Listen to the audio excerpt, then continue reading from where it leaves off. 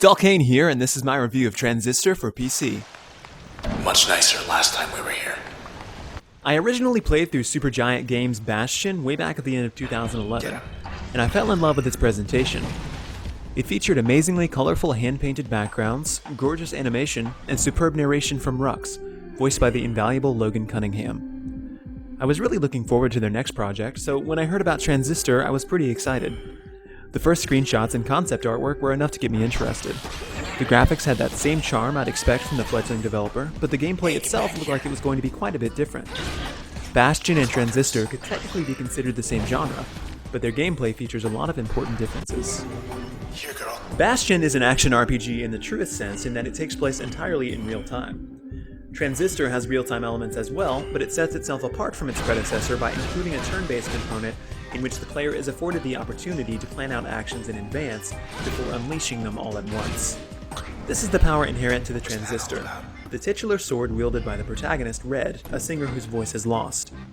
According to the game's opening scenes, the Transistor was the weapon intended to assassinate Red, but instead it stole her voice and killed another man, whose voice now inhabits the blade and serves as the game's narrator.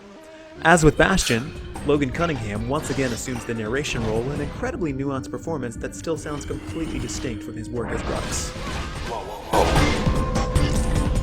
Weed's working overtime. Transistor takes place in the futuristic city of Cloudbank, shortly after being overrun by a horde of automatons known only as the Process.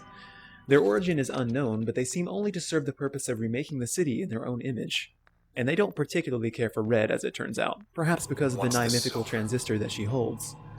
The purpose or origin of the blade itself is also unknown, but of course details become a little clearer over the course of the game's approximate 7-hour running time. Oh, good.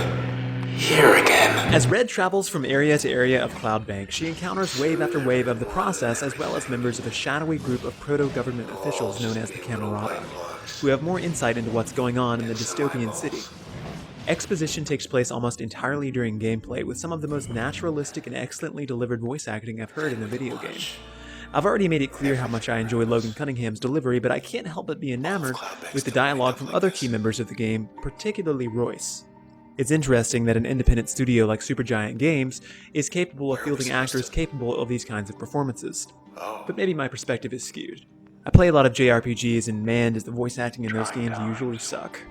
Very trying times these days. The voice acting lends to Transistor a sense of immersion, but so too does the soundtrack, which sounds to me like a blend of post-rock, electronica, and world music. Like Bastion, the soundtrack is incredibly well done and appropriate to the setting, with very few boring filler tracks. Additionally, during the freeze-frame segments in combat, a filter is applied to the music that almost lends the feeling of being underwater. These small touches really add up to make the game feel incredibly polished. Grant the others.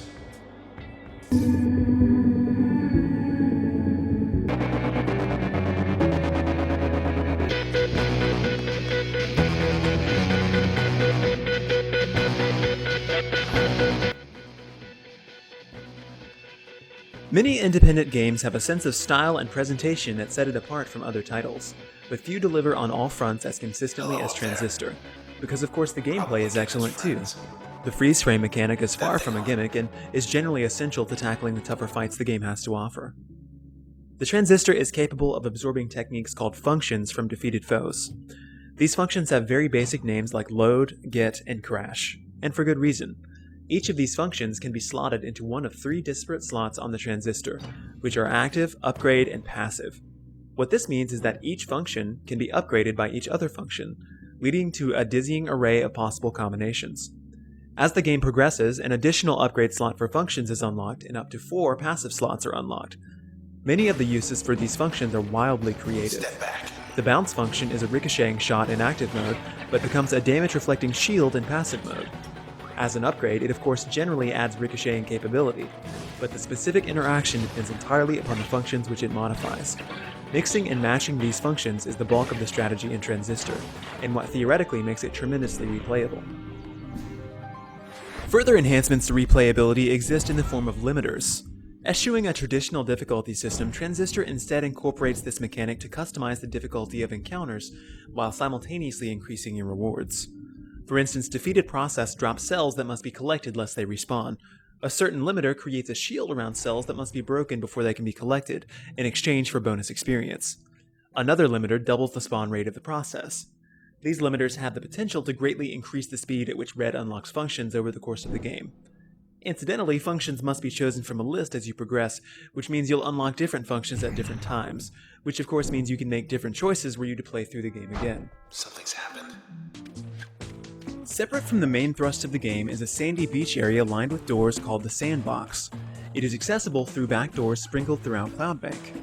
The doors within the sandbox lead to what are essentially mini-games that test Red's capabilities with the Transistor by tasking her with a series of challenges. There is a survival mode in which Red must take as little damage as possible while fighting off the process for a predefined period of time, a defense challenge in which she must fight several waves of the process while acquiring more functions to use on each wave, a planning challenge in which she must vanquish the process in a single use of turn mode, and a speed trial where she must defeat all enemies in a limited amount of time. During New Game Plus, a new challenge mode is unlocked. I'll be the first to admit that I haven't touched that. These challenges go far into gradually teaching you the finer points of Transistor's combat system, as well as forcing you to experiment with loadouts you might not have otherwise considered. I spend a lot of time brainstorming potential uses for Void, which debuffs defense or augments the effect of other functions. Eventually, I decided to use Jaunt, which teleports Red a short distance, upgraded by both Void and Crash.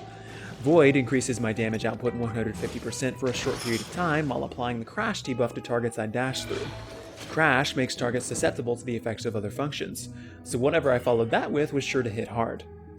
This was especially effective if I could dash through opponents and end up behind them, since attacks from the rear are imparted a backstab bonus. Transistor is an excellent game with very few flaws to speak of. I have to admit I was surprised it ended as quickly as it did, and I wouldn't have objected to more climactic boss encounters like the one with the spine, but these are nitpicks more than anything else. The plot is engaging, the visuals and soundtrack stunning, the overall presentation is excellently done, and the gameplay is incredibly solid. I only wish Supergiant would make another game in the same vein, but if my instincts are correct, I can't imagine they'll wish to repeat themselves. Like you find me, we are paper